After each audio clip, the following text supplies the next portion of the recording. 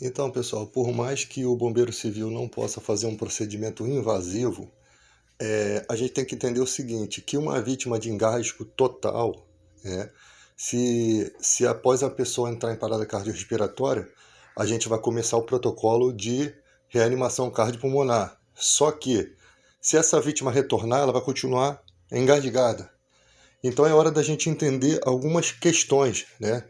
Será que, por exemplo, os guardiões de piscina, eles têm o cilindro de oxigênio para caso de vítima em afogamento, né? Então eles têm a capacidade de ministrar o oxigênio, né?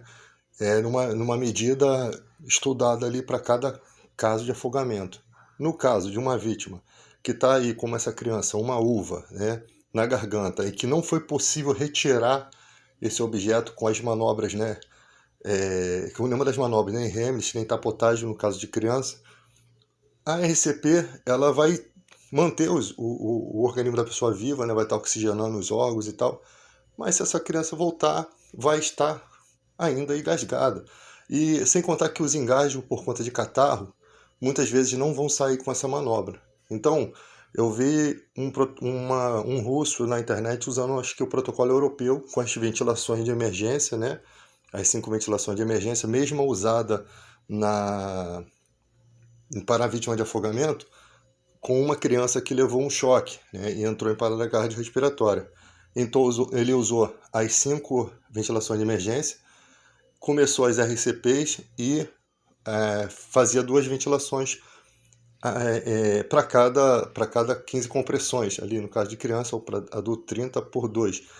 Mas a gente percebe que se a gente tivesse um cilindro de oxigênio padronizado, poderia ser até portátil, para que pudesse, numa ocasião dessa, ter alguma forma de entubar aquela criança ali, colocar uma borrachinha para poder tentar levar o oxigênio para dentro do pulmão daquela criança, por via oral, seja o que for.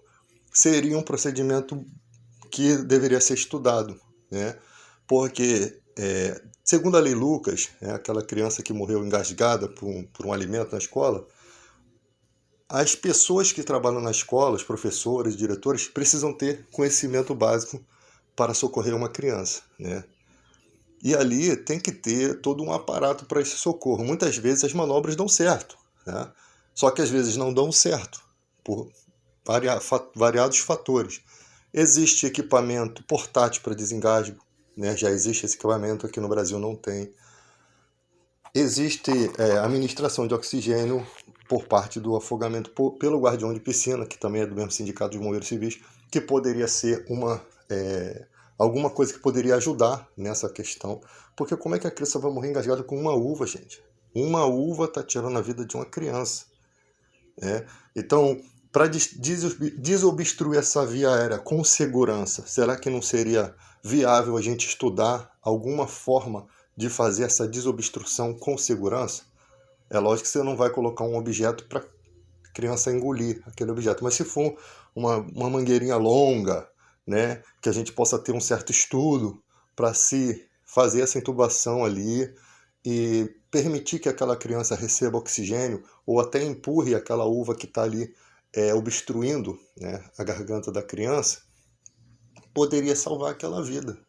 Porque não fazer nada ou fazer algo ineficiente não vai resolver o problema, né? Porque ali você vai manter os sinais vitais da criança no procedimento padrão até a chegada do SAMU. Aí o SAMU possivelmente vai fazer essa intubação.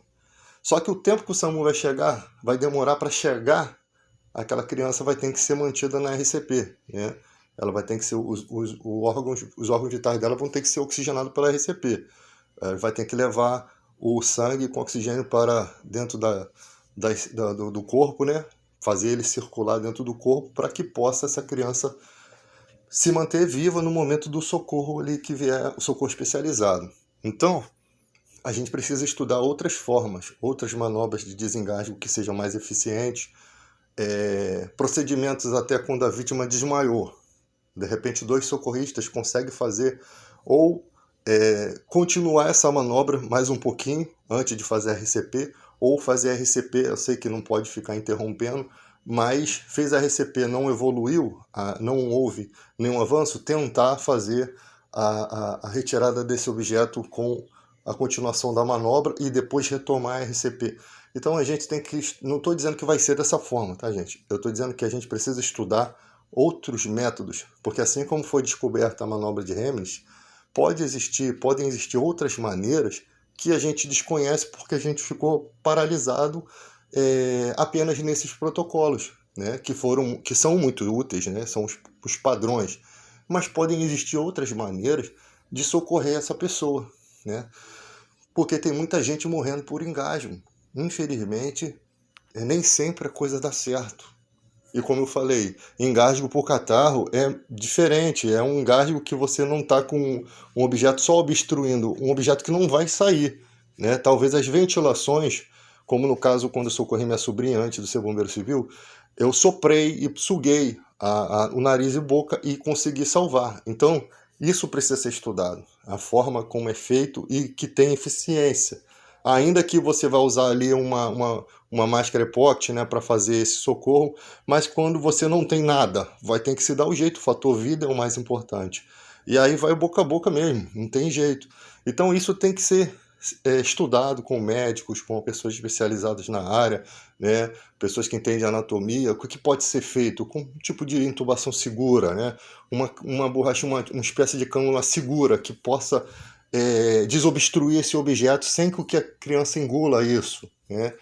Ou até o uso da cânula de Guedel aí por parte de outros agentes aí da área que também trabalha com vidas, tá? Então, tudo isso tem que ser estudado para que possa promover ainda mais o socorro mais rápido e manter a vida. É só uma ideia isso aqui, não estou dizendo que vai ser dessa forma.